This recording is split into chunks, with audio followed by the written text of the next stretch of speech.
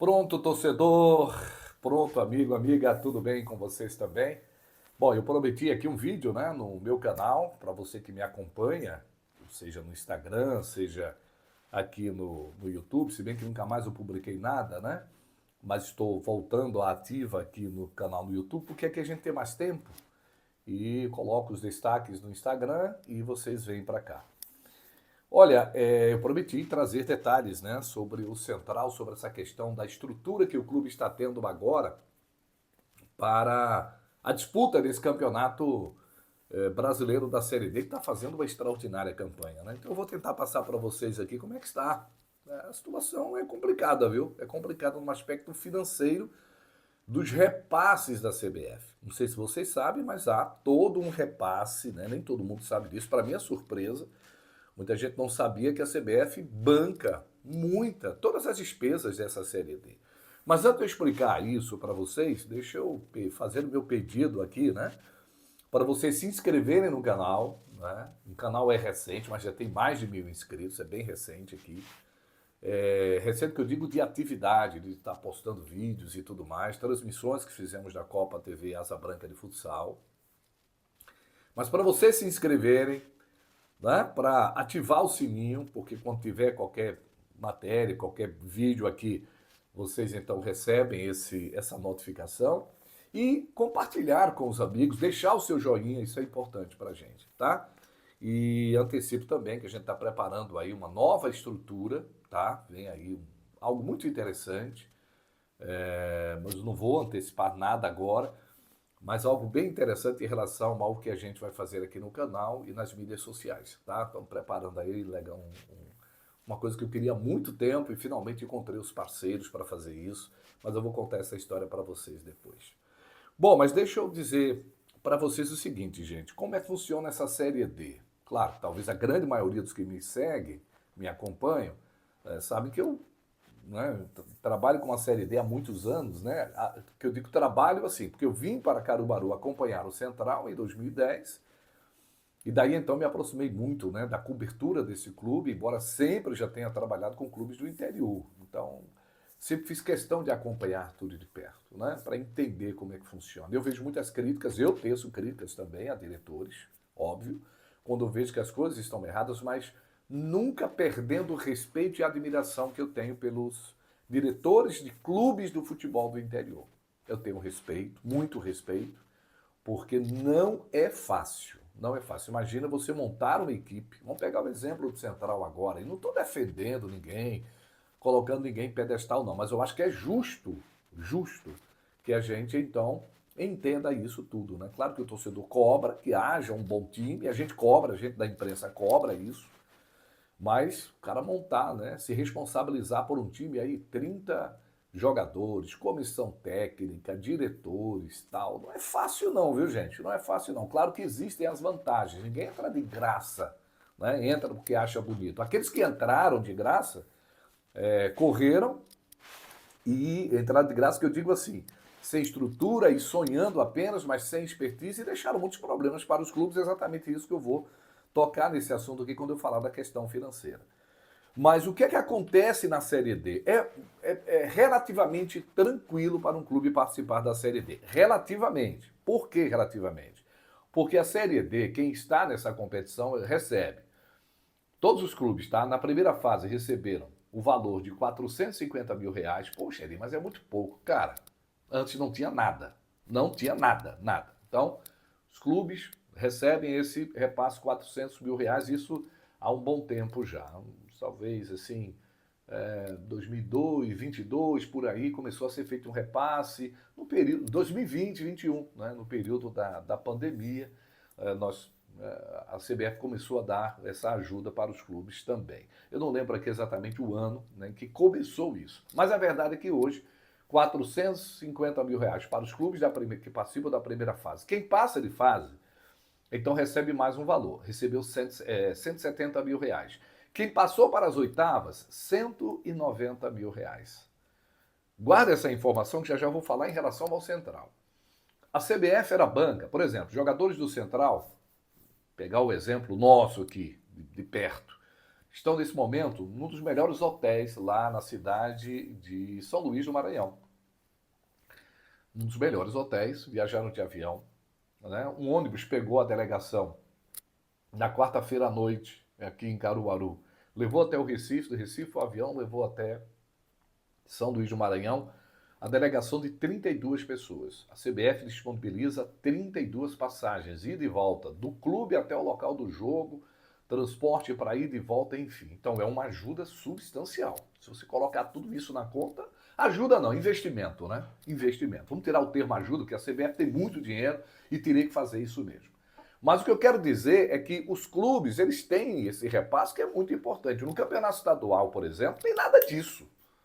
O clube que se vire, né? O clube que se vire, né? Não tem repasse de absolutamente nada.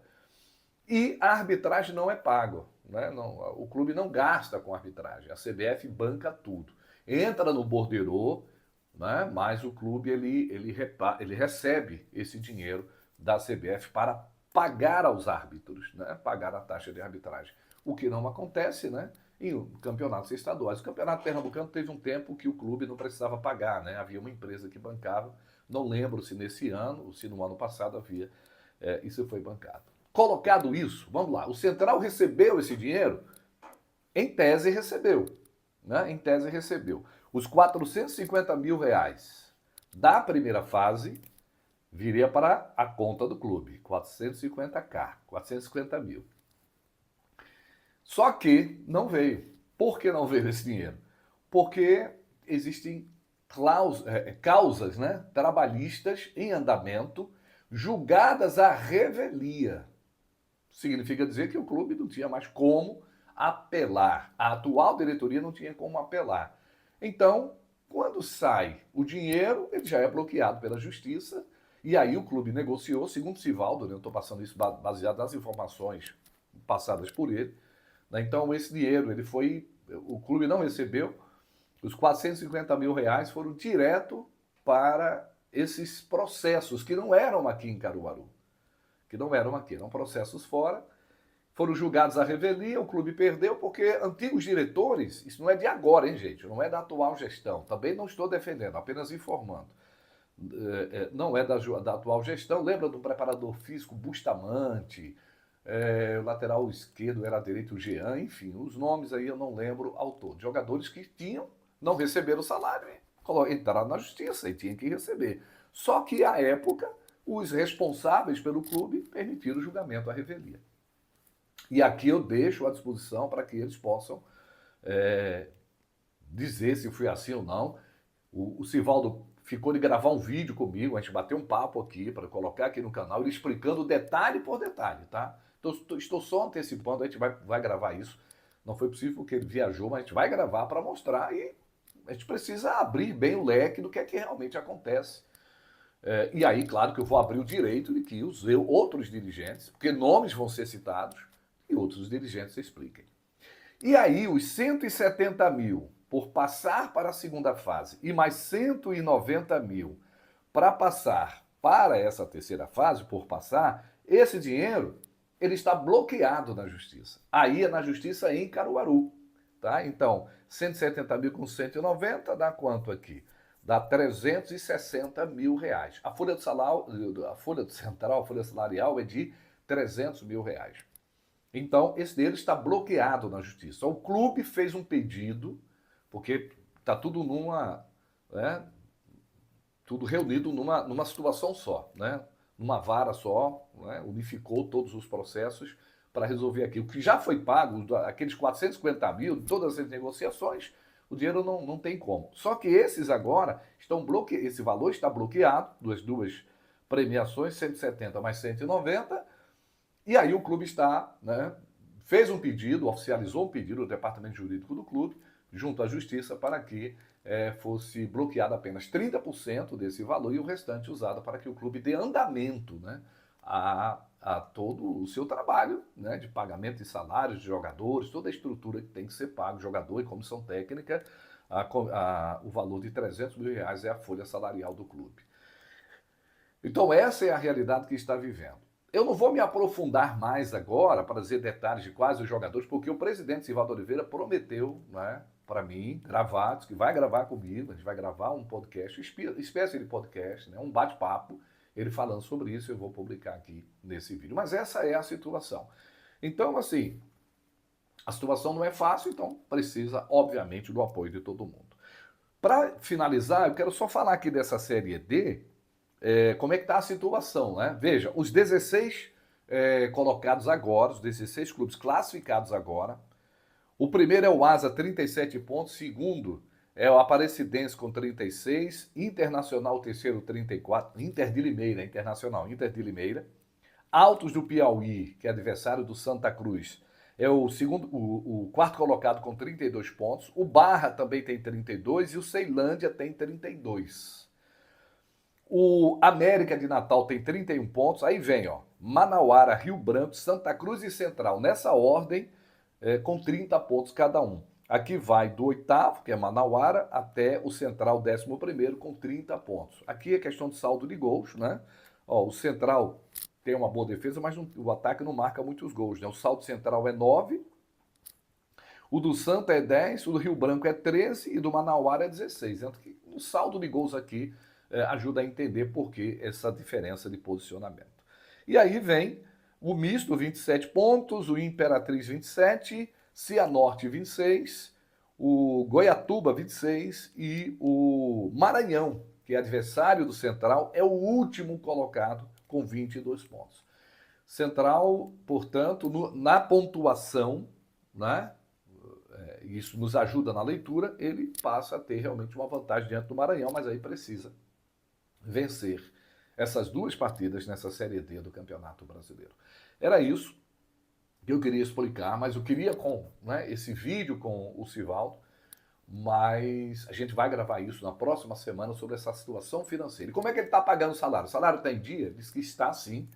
A federação emprestou 150 mil reais e o clube, junto com seus dirigentes, tal, conseguido, portanto, o restante para deixar salário em dia, isso é fundamental, mas tem essa questão do bloqueio na justiça, que seria aqui para devolver para a federação os 150 mil reais. O presidente da federação, Evandro Carvalho, inclusive, está vindo a Caruaru para essa reunião, né, para uma visita, né, à juíza responsável pela causa, né, que está, né, com a causa, para haver uma conversa e um entendimento, e o clube espera uma resposta para os próximos dias. Assim que sair, a gente traz para vocês aqui outros detalhes, tá bom? É isso. Sobre o Central, essas atualizações que eu quero trazer para vocês aqui.